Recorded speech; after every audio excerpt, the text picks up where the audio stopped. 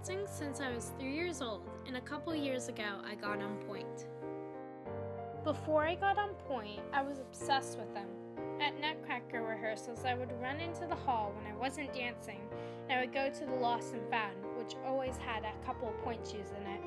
When no one was looking, I would slip one on and I would try a couple steps. One time, someone caught me, and I got so scared I never tried that again. But I still miss that feeling of being on top of the world that pointe shoes gave me. I looked at the big girls that were on Pointe like they were superheroes. This is why I chose pointe shoes as my iSearch paper topic.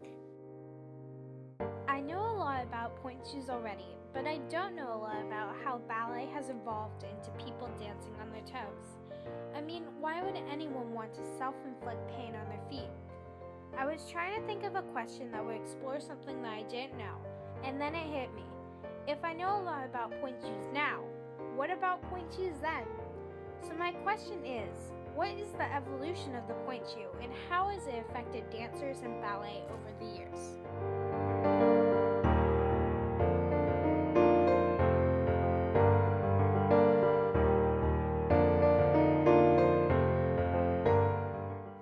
A pointe shoe is a type of ballet slipper that makes ballerinas appear weightless or floating. The reality of this is we're not weightless nor floating, so all our body weight is supported on the tips of our toes. This means we need to have a good enough shoe that supports our feet and our whole body. Pointe shoes have two really important characteristics that allow dancers to go up on their toes. One is the box and two is the shank.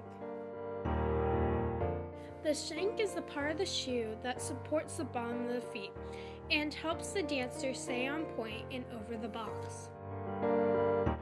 It is made out of different things, including leather, plastic, cardstock, or layers of glued, hardened burlap. The box is the part of the shoe that surrounds and protects the wearer's toes. It is made out of tightly wrapped layers of fabric and paste, paper mache'd together. The top of the box is flattened to make the platform. The platform is the flattened area where dancers can balance or turn. It is about 2 inches wide, more or less, depending on the shoe.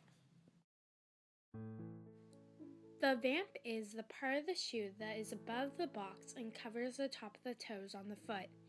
It changes depending on where your toes end and how you like your shoe to fit.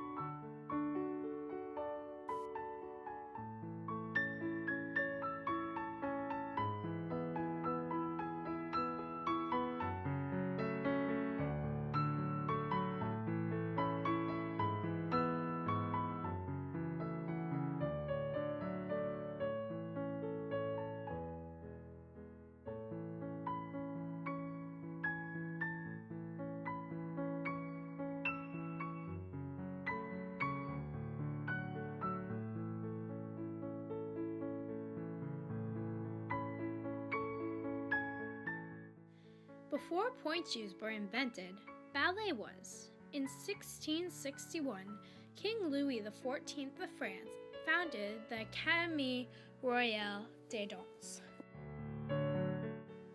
At that time, only men danced. 20 years later, in 1681, women joined them on stage for the first time. Although women were allowed to dance, it did not mean they could actually dance. They had to wear large wigs and enormous headdresses, heavy skirts, heeled shoes, and a tight corset that restricted breathing and bending. Not much you could do back then but stand there and look pretty. In the 18th century, Marie Camargo of the Paris Opera Ballet was the first person to wear flat shoes. Following the French Revolution, there was no more women dancing in heeled shoes.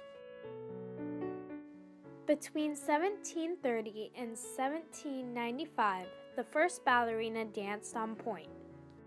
Pointe shoes back then were basically a flat ballet shoe with added shape and a slightly harder sole. The women who did pointe in this era had to have extremely strong feet and ankles. Anna Pavlova was a Russian prima ballerina in the late 19th century to early 20th. She was a principal artist for the Imperial Russian Ballet, and she is most recognized for her creation of the role The Dying Swan, as well as being the first ballerina to tour with her company around the world. In the early 20th century, Anna Pavlova needed a better shoe to give her more foot and ankle support because her feet were sensitive to injury. So, to prevent injury, she inserted hard leather soles into her shoes for extra support, and smoothed and hardened the toe area to form a box. A lot has changed from the 17th to the 21st century.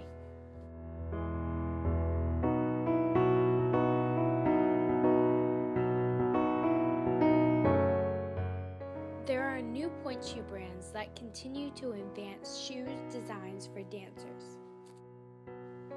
Eliza Gaynor-Mendon designed and created the Gaynor-Mendon pointe shoe.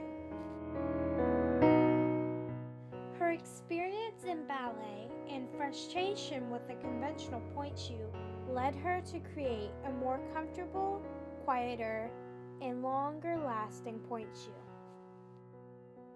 There is a lot of controversy about Gaynor-Mendon pointe shoes because they're not traditional nor made with traditional materials. Gaynor-Mendon pointe shoes are made up of different types of foam and padding.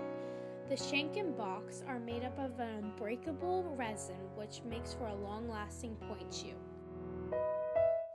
These are just some of the ways Gaynor-Mendon has modernized the pointe shoe. Designed by a dancer, for a dancer.